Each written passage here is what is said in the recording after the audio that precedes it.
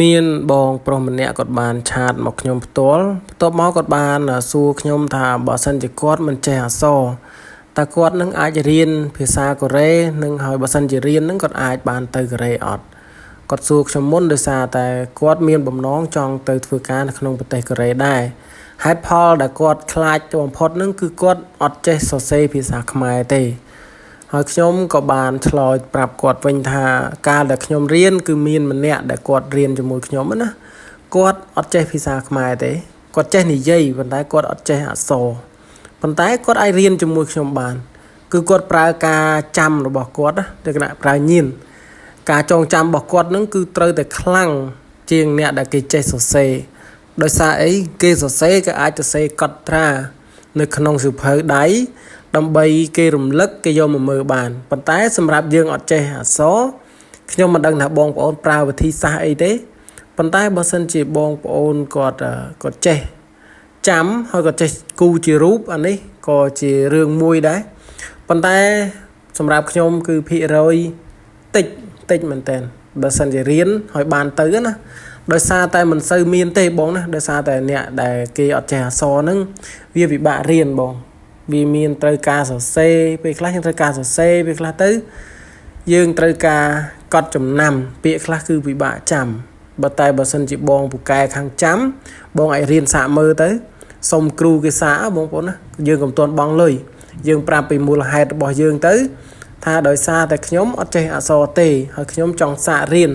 តែខ្ញុំអាចចាប់បានប៉ុន្មានភាគរយអាហ្នឹងយើងប្រាប់គ្រូគេតាមហ្នឹងទៅបងអាចសួរគេទៅខ្ញុំគិតថាគេមិនគិតលុយពីបងទេដោយសារតែគេដឹងពីមូលហេតុរបស់បងច្បាស់ហើយបងក៏និយាយជាមួយគេឲ្យស្រួលទៅបងមិនបាច់ចំណាយលុយដើម្បីបង់សាលាទេបងគ្រាន់តែសុំគេរៀនមួយរយៈពេលខ្លីណាមួយដែលបងអាចឆ្លៀតរៀនបានបងរៀនសាកមើលទៅបើសិនជាបងអាចថាគ្រូដាក់មក10ពាក្យបងអាចចាំបាន6ឬមួយក៏5ពាក្យអានេះបងអាចរៀនបានហើយបងអាចរៀនបានព្រោះអីនៅពេលដែលយើងប្រឡងគឺគេអត់ត្រូវការឲ្យយើងសរសេរភាសាខ្មែរបកប្រែទេអញ្ចឹងយើងគ្រាន់តែចំណាំនឹងយើងអាចមើលដាច់ភាសាកូរ៉េយើងអាចបកប្រែចេញខ្លួនឯងដោយមិនសរសេរជាភាសាខ្មែរអញ្ចឹងបងអាចរៀនបានហើយប៉ុន្តែបើសម្រាប់បងថាអូខ្ញុំទៅអត់រួចទេខ្ញុំរៀនទៅខ្ញុំស្ដាប់បានតែបន្ទាប់ដល់ផ្ទះគឺយើងភ្លេចអស់ហើយយើងមិនដឹងធ្វើម៉េចដើម្បីកត់ចំណាំពាក្យអស់ទាំងហ្នឹងណាអញ្ចឹងបងអាចគិតមើលសារឡើងវិញបងណាបើសិនជាបងចង់រៀនវាអាចនឹងពិបាកសម្រាប់បងបើរៀនខាងសាលាគេមិនថាយទេព្រោះអីគេយកលុយពីយើងអញ្ចឹងហើយបងអាចរៀនបានប៉ុន្តែក៏បើសិនជាបងរៀនទៅមិនជាប់មិនអីបងកុំបន្ទោសខ្ញុំអញ្ចឹងណាខ្ញុំគ្រាន់តែជាយោបល់របស់ខ្ញុំបងអាចសុំគេរៀនសាកសិនទៅបងមិនបាច់ចាំបងលុយទេហើយក៏មានបងប្អូនយើងច្រើនដែរក៏បានឆាតសួរខ្ញុំថាគាត់អាយុច្រើនហើយគាត់អាចរៀនបានអត់រួមទៅដូចជាគេហាមត្រឹមអាយុ38ឆ្នាំចុះអញ្ចឹងហើយបងអាចរៀនបានហើយអត់អីទេ38ហ្នឹងគឺបងអាចរៀនភាសាកូរ៉េបានហើយអាចទៅបានតែបើដល់40អីហើយគឺអត់បានទេណាបងហើយមានគាត់ច្រើនមែនតើគាត់ឆាតនឹង TikTok ផងឆាត Facebook ផងអញ្ចឹងខ្ញុំឆ្លើយអត់អស់ទេខ្ញុំក៏ធ្វើជាវីដេអូនេះឡើងទៅសម្រាប់បងប្អូនដែលមានបំណងចង់ទៅធ្វើការនៅក្នុងប្រទេសកូរ៉េហើយសម្រាប់បងប្អូនដែលគាត់ទៅដល់ប្រទេសកូរ៉េហើយគាត់ប្រហែលជាសុខសប្បាយហើយគាត់បានប្រាក់ចំណូលក៏បានច្រើនគួរសមច្រើនជាងនៅស្រុកយើងទោះជាការងារពេលខ្លះរៀងហត់នឿយបន្តិចមែនប៉ុន្តែក៏វាស័ក្តិសមជាមួយនឹងកម្លាំងពលកម្មដែលយើងធ្វើឲ្យគេមួយខែយើងបានរាប់ពាន់ដុល្លារអញ្ចឹងទៅហើយក៏ចូលរួមត្រេកអរសម្រាប់បងដែលជាប់ប្រឡងជាប់ហើយរងចាំធ្លាក់ឈ្មោះក៏ជូនពរឲ្យបងប្អូនធ្លាក់ឈ្មោះឆាប់ទាំងអស់គ្នាផងដែរពីខ្ញុំជាអតីតពលករកូរ៉េម្នាក់ខ្ញុំក៏ចូលរួមត្រេកអរជាមួយបងប្អូនសម្រាប់ការទៅបំពេញការងារនៅក្នុងប្រទេសកូរ៉េខាងត្បូងដើម្បីរកប្រាក់ចំណូលចិញ្ចឹមគ្រួសារនិងដើម្បីអនាគតរៀងខ្លួនក្រៅពីនេះខ្ញុំគ្មានអ្វីទេហើយសម្រាប់បងប្អូនដែល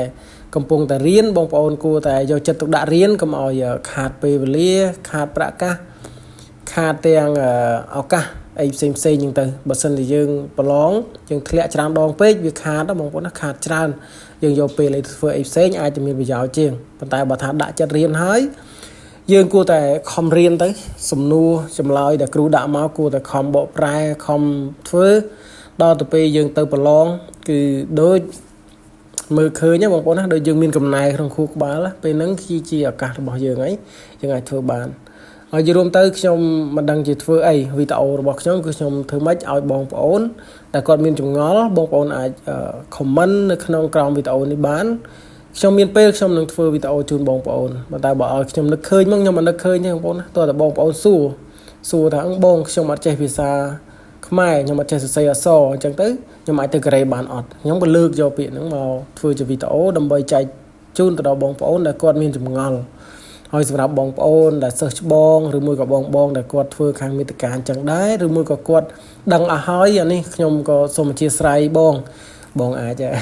ស្ដាប់ទៅបងកន្លែងណាខុសឆ្គងបងក៏ជួយកែសម្រួលហើយក៏សូមអធិស្ឋានពីបងទាំងអស់គ្នាផងដែរខ្ញុំធ្លាប់ទៅធ្វើការនៅប្រទេសកូរ៉េអញ្ចឹងខ្ញុំអាចដឹងខ្លះខ្ញុំក៏ចែកជូនទៅដល់បងប្អូនដែលគាត់មិនទាន់បានទៅឬមួយក៏គាត់កំពុងតែមានចម្ងល់ខ្ញុំក៏ជូនវីដេអូនេះទៅដល់បងប្អូនទាំងអស់គ្នាផងដែរហើយក្រៅពីនេះខ្ញុំឃើញអ្វីច្រើនទេគ្រាន់តែថាពេលដែលបងទៅដល់ប្រទេសកូរ៉េយើងគួរតែថែសុខភាពទាំងអស់គ្នាទៅព្រោះយើងដឹងស្រាប់ហើយថានៅពេលទៅដល់ប្រទេសកូរ៉េហ្នឹងគឺភាគច្រើនគឺច្រើនតែគាំងបេះដូងហើយនឹងបញ្ហាគ្រោះថ្នាក់ការងារផ្សេងបងប្អូនប្រុងប្រយ័ត្នរៀងខ្លួនទៅតាមកន្លែងខុសគ្នាដោយសារតែយើងធ្វើវាអត់ដូចគ្នាទាំងអស់ទេអ្នកខ្លះក៏គាត់ផ្នែកគ្រឿងចក្រអ្នកខ្លះក៏គាត់ខាងកសិកម្មអ្នកខ្លះក៏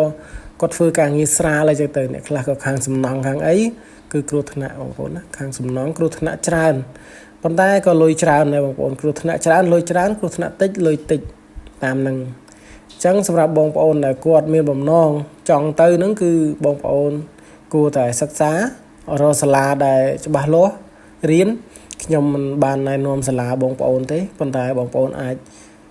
រកមើលសាលាណាដែលគេមានចំណេះជំនាញច្បាស់លាស់គេអាចជួយយើងឲ្យបានទៅធ្វើការនៅក្នុងប្រទេសកូរ៉េដោយឆ្លងកាត់ការរៀនសូត្រការប្រឡងពីក្រសួងច្បាស់លាស់មិនមែនគ្រាន់តែទៅរៀនសាលាគេឲ្យបានទៅនេះគឺជាសាលាបោកឯងសម្រាប់ទៅប្រទេសកូរ៉េគឺគ្មានផ្លូវកាត់ទេបងប្អូនណាមានតែផ្លូវឆ្លងកាត់ក្រសួងការងារតែប៉ុណ្ណោះអញ្ចឹងបងប្អូនសូមមានការប្រុងប្រយ័ត្នដែរកុំឲ្យចង់ជ្រុលធ្វើឲ្យចាញ់បោកគេអ្នកខ្លះគាត់ចង់ទៅខ្លាំងមែនតើរហូតទៅដល់ចាញ់បោកគេអស់រាប់ម៉ឺនដុល្លារអញ្ចឹងទៅដោយមិនមានបានទៅដល់ប្រទេសកូរ៉េទេបងប្អូនណា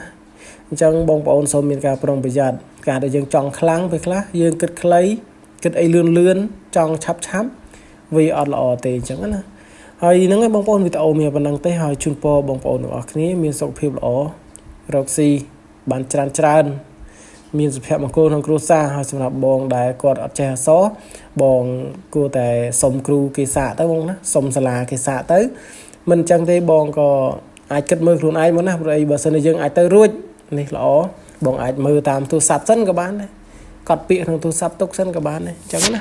បាទអរគុណជម្រាបលាបងប្អូនទាំងអស់គ្នា